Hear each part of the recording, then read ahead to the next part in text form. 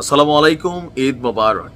আজকের ঈদ মোবারকটা ভিন্ন কারণে যে ক্ষমতা যখন থাকে এটা ভাই বিভিন্নভাবে প্রকাশিত হয়ে যায়, আর আপনার যারা প্রতিপক্ষ থাকে তাদেরও অনুধাবন হয়ে যায়। গেল কয়েক মাস যাবৎ ট্রাম্প ক্ষমতায় আসার পর ইরানকে নিয়ে একের পর এক অ্যাকশন বলেন, কূটনৈতিক অ্যাকশন বলেন, নিষেধাজ্ঞা বলেন দেওয়ার চেষ্টা করছে। কারণ মার্কিন গোয়েন্দা তথ্যগুলো বলছে ইরানের কাছে এমন এমন জিনিস আছে যেগুলো আসলে সেই লেভেলের। তো ইরান সবসময় বিষয়গুলোকে গোপন করলেও ক্ষেত্র বিশেষে তারা কিন্তু এগুলাকে প্রকাশ করছে ইশারা ইঙ্গিতে। আর এরপরেই বিষয়গুলো নিয়ে তোলপাড় তৈরি হচ্ছে ইরানের কাছে আসলে কি আছে, যার জন্য মার্কিন যুক্তরাষ্ট্র এবং ইসরায়েল তারা সর্বোচ্চ লেভেলের চেষ্টা করছে যে ইরানকে যে কোনো মূল্যেই হোক আপনার সাইজ করতে হবে। আসুন দেখি ইরানের কাছে কি আছে। যে কোনো সময় ইরানে একটা বড় অভিযান চালাবে ইসরায়েল, আর সেই লক্ষ্যে ইসরায়েলের বিমানবন্দরে মার্কিন যুক্তরাষ্ট্রের কার্গো বিমানগুলো ঝাঁকে ঝাঁকে অবতরণ করছে। বাংকার ব্লাস্টার টাইপের ভয়ানক যেই শক্তিশালী বোমাগুলো আছে সেগুলো জড়ো হচ্ছে। এর মাঝখানে ইরান নিজেদের অবস্থান তুলে ধরেছে। আপকামিং যে কোনো সিচুয়েশনকে মোকাবেলা করার জন্য এবং শত্রুদের হুমকি ধামকির বিপরীতে ইরানের ব্রিগেডিয়ার জেনারেল কিউমারোস হেইদারি বলছেন, আমাদের কাছে অত্যন্ত উন্নত অস্ত্র রয়েছে, যার মধ্যে কিছু গোপন বা এমনকি অতি গোপন, শব্দগুলা বুঝছেন, গোপন এমনকি অতি গোপন, এগুলো অত্যন্ত পরিশীলিত সিস্টেম যা কৃত্রিম বুদ্ধিমত্তা চালিত। এগুলিকে প্রচলিত অস্ত্র হিসাবে শ্রেণীবদ্ধ করা হয়েছে। এদের ক্ষমতাগুলো ব্যতিক্রমী, যা শত্রুদের কলিজার মধ্যেও নাকি কাফন ধরাই দিবে।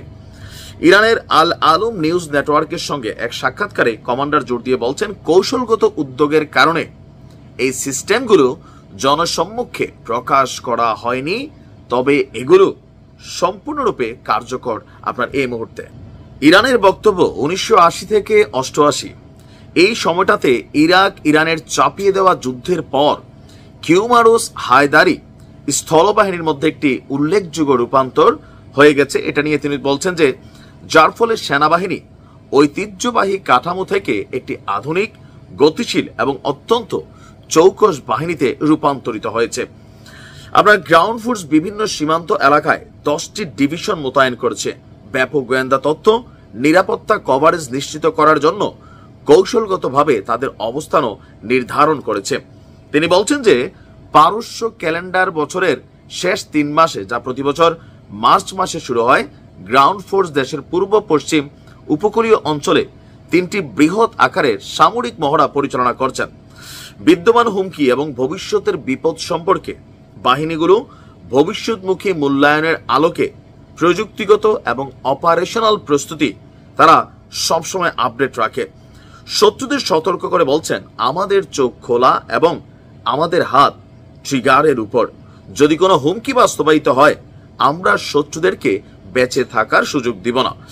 তার বক্তব্যের মধ্যে হচ্ছে যে স্থল, সমুদ্র, আকাশপথ সব ক্ষেত্রেই ইরানের এই যে গোপন এবং অতি গোপন সিস্টেমগুলো সব ক্ষেত্রেই দৃঢ় সংহত এবং পারস্পরিক শক্তিশালীভাবে এগুলো সেট আপ করা আছে। যখন প্রয়োজন হবে তখন ইরান তার জাতীয় স্বার্থে বিষয়গুলো সামনে নিয়ে আসবে। কি এই জিনিস আমরাও দেখলে একটু ভাল লাগতো আর কি। তবে যাই হোক, যদি দেখাইলে ভেজাল হয়, দেখানোর দরকার নাই। Best of luck Iran.